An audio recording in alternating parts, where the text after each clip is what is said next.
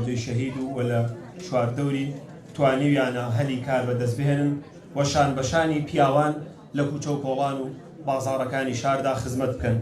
ئێستاش هەندێک بەڕێز کە لێرە تەواجودیانێ هەندێک میوانی بەڕێز داوایان لێ دەکەین یەک تەشریف بهێنن بۆ ئێرە بۆ ئەوەی کەوا خەڵاتەکان دابش بکەن بەسەر ئەو ئافرەت و دایک و ژنانەداکەوە لێرە تەواجودیان هەیە.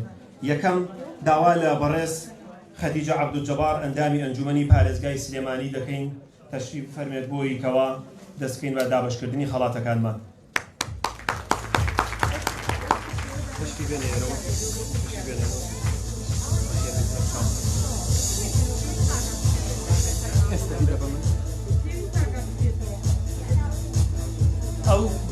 ئەو دایکانەی کەوا لێرن ئەو ئافرەتانی کەوا لێرن ناوەکانیان نەخوێنینەوە تەشریف بێنن بۆ ئێرە بۆی کەوا خەڵاتی ڕێزلێنانیان پێ بپەخشرێت.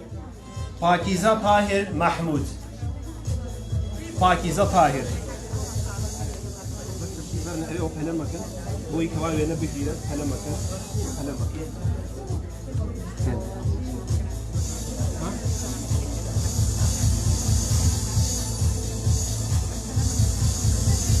فرمون.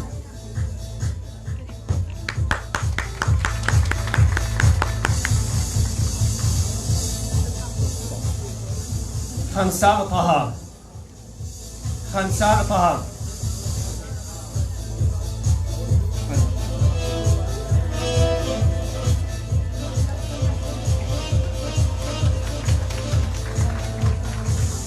نهاية عبد الكريم،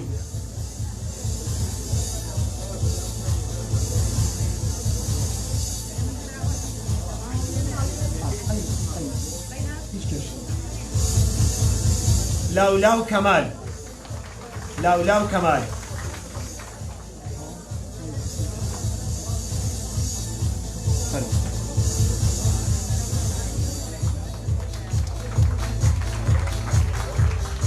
كالي ياسين، كالي ياسين،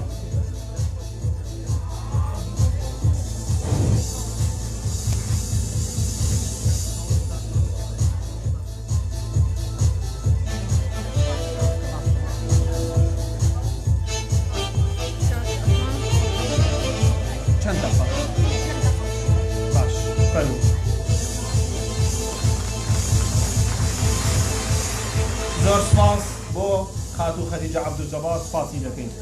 دیارە ئەم خاتوونە وتەیەکی هەیە پێشکەشتانکە فەرموو.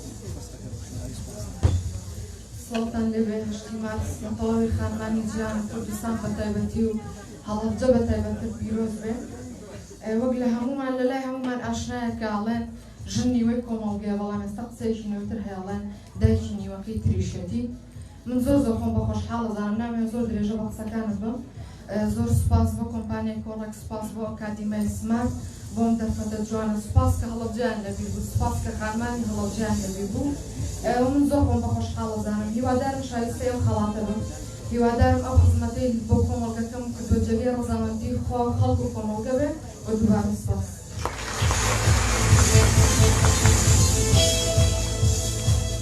زۆر سپاس. داوا لە بەڕێز نوێنەری کۆمەڵی قوربانیانی کیمیابارانی هەڵەبجە دەکەین با تەشریف فەرمێ بۆ بەخشینی ڕێزلێنان بە ئەو خاتوونە بەڕێزانە. داوا لە بەڕێز ئاواز نەجمەدین دەکەین با بفەرمێت. فەرموو.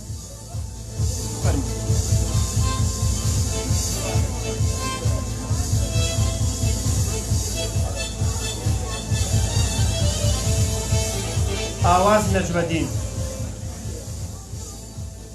ئاواز نەجمەدین.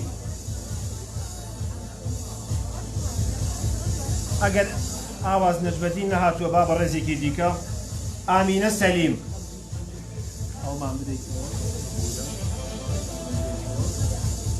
ئەوە بخەنە شوێنێکەوە.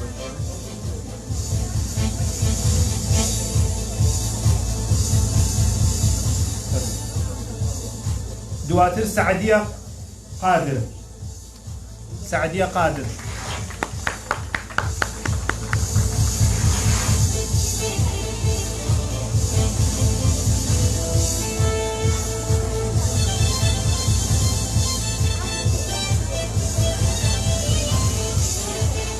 ديمن هادي،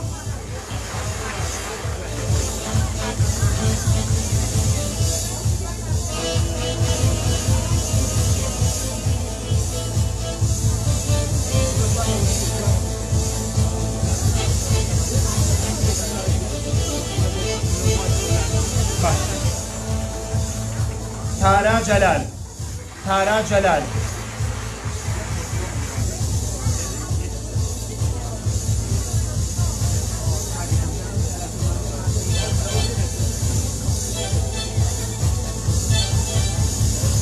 سوما تحسين سوما تحسين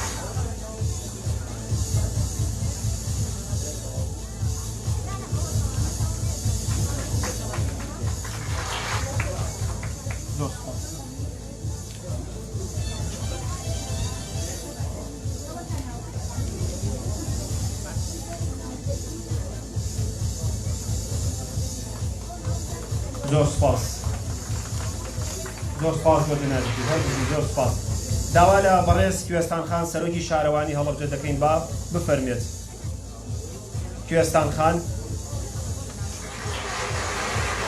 کوێستان خان باشەڕێزێکی دیکە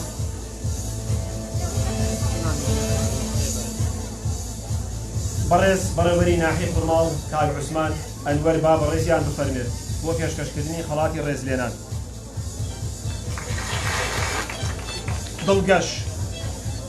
دڵگەش فەرهاد با بفەرمێت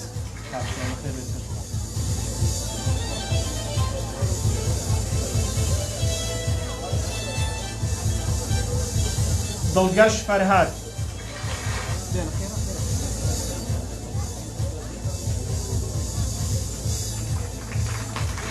گوڵبەهار نووری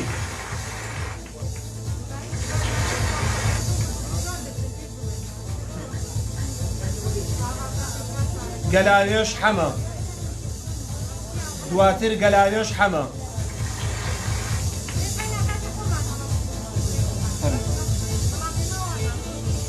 گەلاوێش حەمە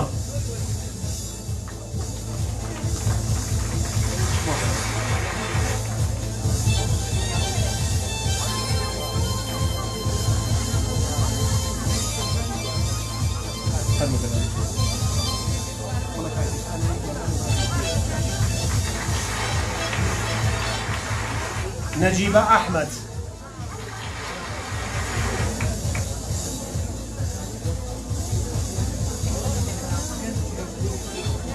نجيبة أحمد دواتر هيرو خان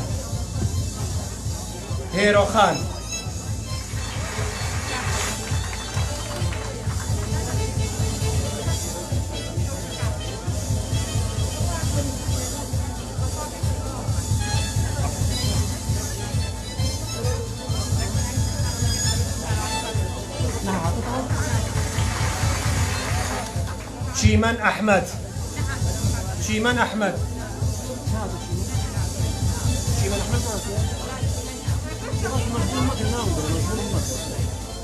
شيمان أحمد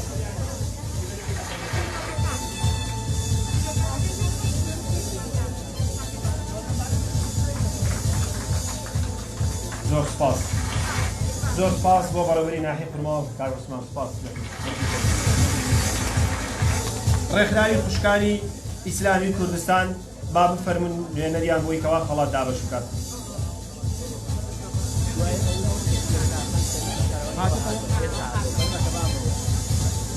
نەرمین حەسەن بارام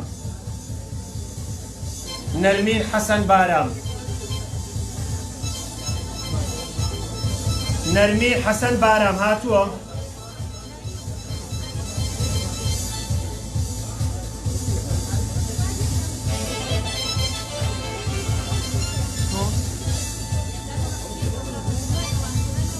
جوان یاسین جوان یاسین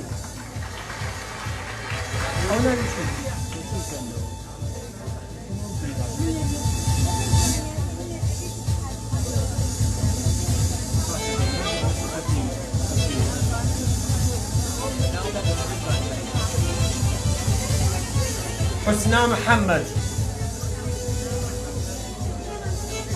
حسنا محمد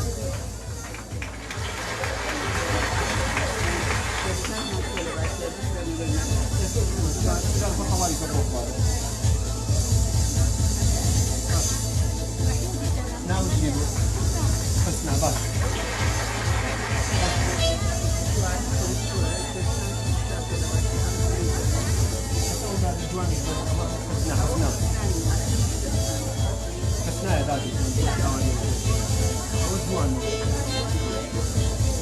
جوان ياسين جوان ياسين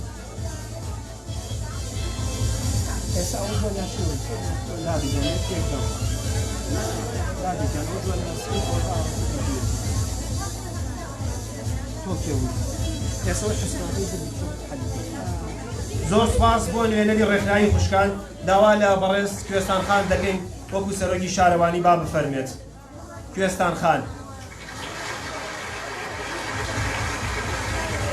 زۆر سپاس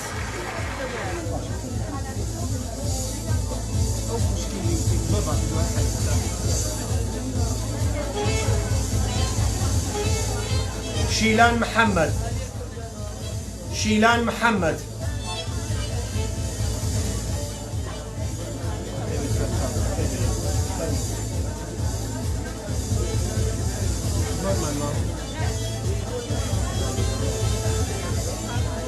نخشين علي نخشين علي